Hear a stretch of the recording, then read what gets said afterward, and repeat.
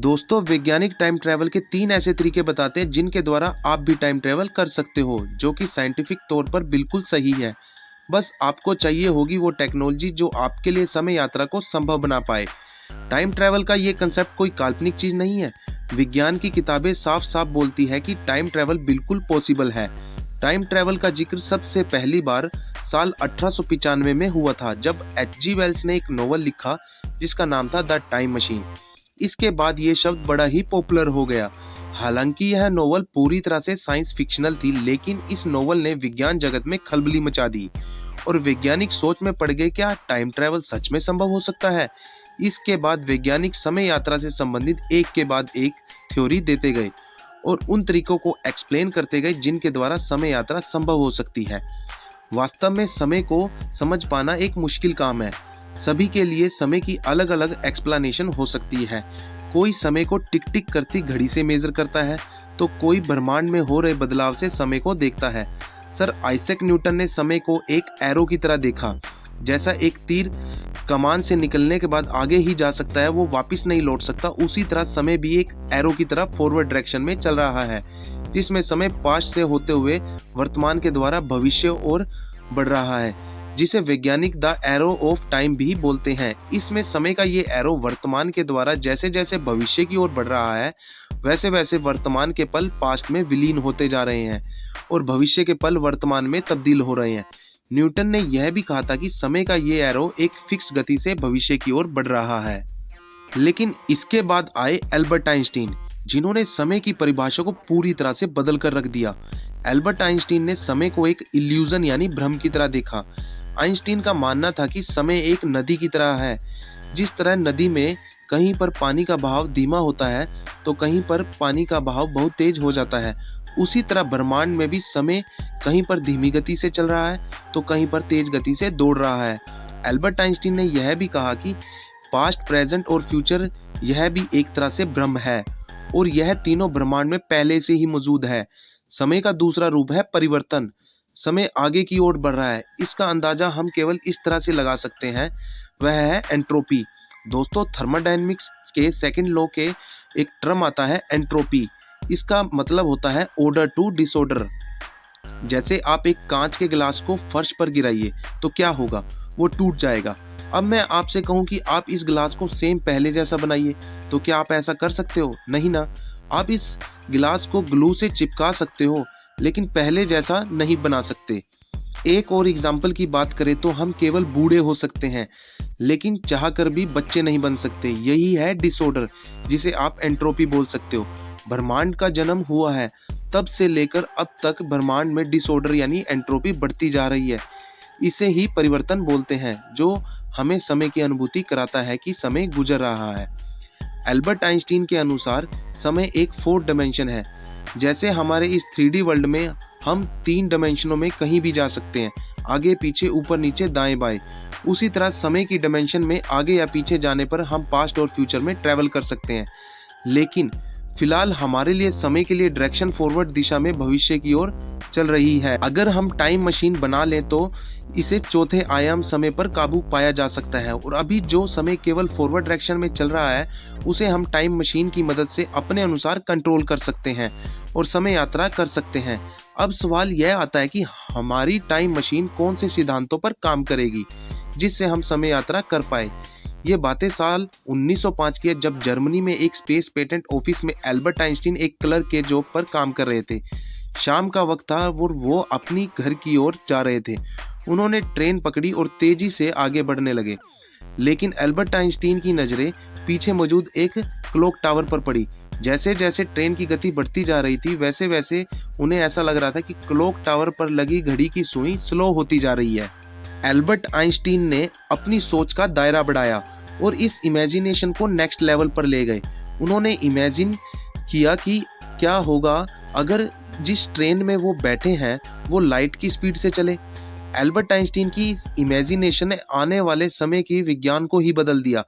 Albert Einstein ने कुछ ऐसा खोज लिया था जिसने विज्ञान जगत में तहलका मचा दिया। अभी तक टाइम ट्रैवल केवल किस्से और कहानियों का हिस्सा था, लेकिन आइंस्टीन की इस डिस्कवरी के बाद लोग टाइम ट्रैवल को वास्तविकता से जोड़ने लगे। ट्रेन के अंदर का समय रुक गया, लेकिन ट्रेन के बाहर समय की रफ्तार बहुत तेज हो गई। आइंस्टीन का मानना था कि जैसे जैसे हम तेज गति से चलते जाएंगे वैसे वैसे हमारे लिए समय की गति धीमी होती जाएगी। वो कैसे, इसे एक थॉट एक्सपेरिमेंट से समझते हैं। तो चलिए अपनी कुर्सी की पेटी बांध लीजिए, क्योंकि अब आप मेरे साथ टाइम ट्रैवल करने वाले हो। मैं जानता हूँ हमारे आज की टेक्नोलॉजी के हिसाब से ऐसा संभव तो नहीं है, लेकिन हम इसे एक थॉट एक्सपेरिमेंट से तो समझ सकते ही हैं। मान लो आपके पास एक स्पेसशिप है जो लाइट की स्पीड से चल रहा है। वैसे मैं आपको बता दूं कि इस ब्रह्मांड में प्रकाश की गति से तेज कुछ भी नहीं चल सकता। प्रकाश की गति इस ब्रह्मांड की सबसे तेज गति है, जो कि लगभग 3 लाख किलोमीटर प्रति सेकंड है।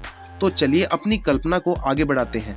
आपने मार्केट से 2 एक जैसी घड़ियां परचेज की, जिनमें से एक घड़ी को आपने अपने स्पेसशिप में रखा और दूसरी घड़ी को अपने घर में ही छोड़ दिया, और आपने दोनों ही घड़ियों में डेट और टाइम बिल्कुल सेम सेट कर दिया है। अब आपकी स्पेसशिप सिर्फ उड़ान भरी है। आप प्रकाश की गति के 20% तक पहुंच चुके हैं, लेकिन आपके लिए वक्त वैसा ही चल रहा है जैसे पहले चल रहा था। लेकिन अगर कोई तीसरा ऑब्जर्वर है जो आप दोनों की घड़ियों पर नजर रखे हुए है, तो उसे आप दोनों की घड़ियों में फर्क नजर आएगा। स्पेस में लगी घड़ी धरती पर लगी घड़ी के मुकाबले स्लो चल रही होगी, मतलब आपके लिए समय धीमा हो चुका है। जैसे जैसे स्पेसशिप की गति बढ़ती जाएगी, वैसे वैसे धरती पर मौजूद घड़ी की स्पीड भी बढ़ती जाएगी, और आपकी घड़ी की स्पीड जो कि स्पेसशिप में लगी है वो स्लो हो जाएगी। फाइनली जब आपकी स्पेसशिप लाइट की स्पीड के अप्रोक्सीमेटली करीब पहुंचती है, तो जो तीसरा ऑब्जर्वर था उसे बहुत बड़ा चेंज नजर आएगा। वो देखेगा कि जब तक आपके स्पेसशिप में केवल 5 मिनट गुजरेंगे, तब तक पृथ्वी पर 2 दिन बीत चुके होंगे। और अगर आप इसी रफ्तार से पूरे 1 दिन तक ट्रैवल करते रहे होंगे, तो इतने में ही पृथ्वी पर 19 महीने गुजर जाएंगे। और मजे की बात क्या है पता है? आपके लिए भी समय की रफ्तार नॉर्मली रहेगी, और पृथ्वी पर मौजूद लोगों के लिए भी समय की रफ्तार नॉर्मली रहेगी। किसी को पता ही नहीं चलेगा कि समय की रफ्तार में कोई बदलाव हुआ है। लेकिन जो तीसरा ऑब्जर्वर आप दोनों को देख रहा होगा, उसे फर्क साफ साफ नजर आ रहा होगा। अगर आप 1 हफ्ते तक इस रफ्तार से अपनी स्पेसशिप को चलाते रहे, तो आपके लिए तो सिर्फ 1 हफ्ता ही बीत जाएगा, लेकिन धरती पर इतने में 11 साल बीत चुके होंगे। अगर आप 1 महीने तक इस स्पेस से ट्रैवल करते रहेंगे, तो इतने में धरती पर 48 साल बीत जाएंगे। और अगर बाय चांस आपने अपनी स्पेसशिप इसी स्पीड से लगातार 1 साल तक ट्रैवल की, इतने में पृथ्वी पर 572 साल बीत चुके होंगे।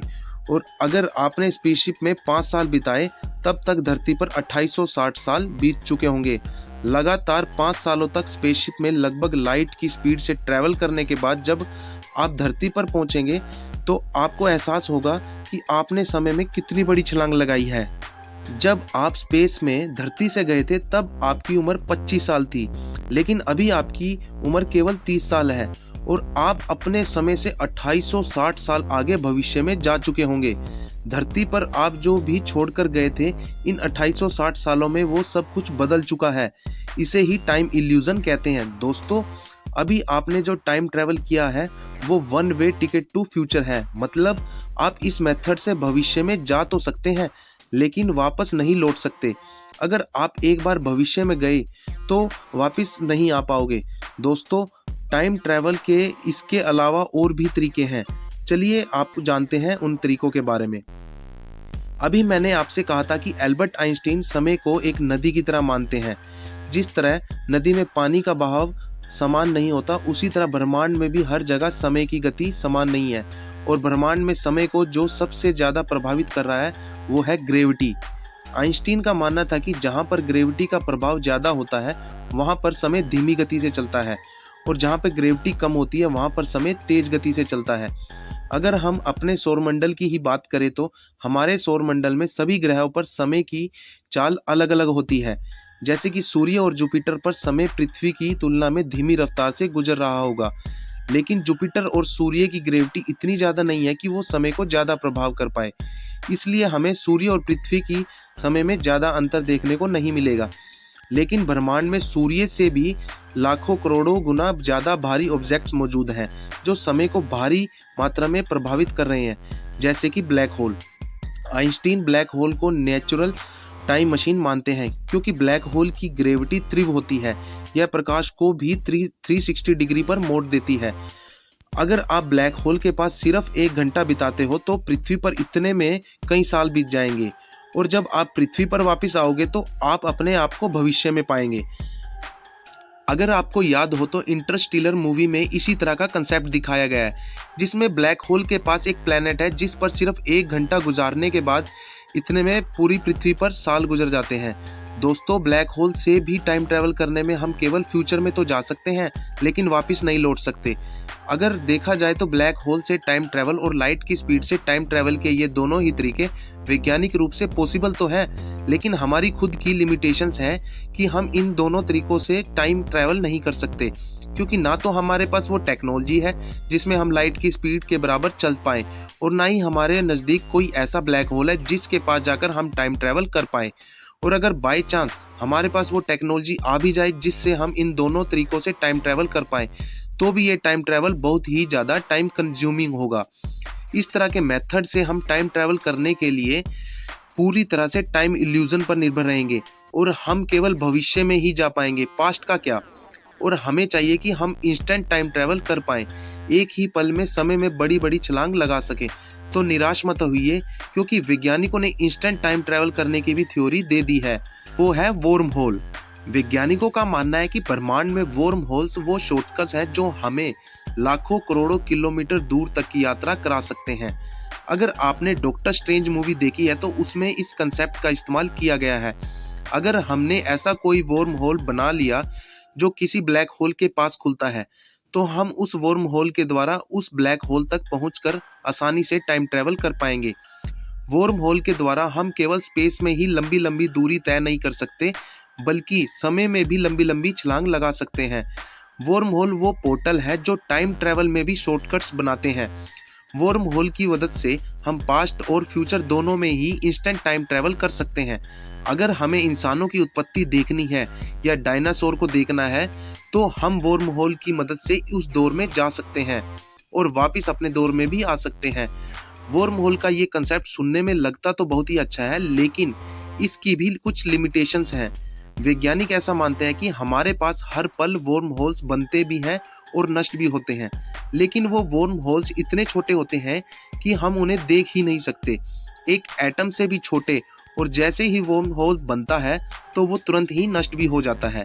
ऐसे में अगर हमें वर्म होल से टाइम ट्रैवल करना है तो हमें उस वर्म होल को आगे बढ़ा करना होगा, ताकि हम उसमें प्रवेश कर सकें, और हमें उस वर्म होल को बंद होने से भी रोकना होगा, क्योंकि कहीं ऐसा ना हो कि हम डायनासोर के युग में चले तो जाएं, लेकिन हमारे लौटने से पहले अगर वर्म होल बंद हो जाए तो हम वहीं पर फंसे रह जाएंगे।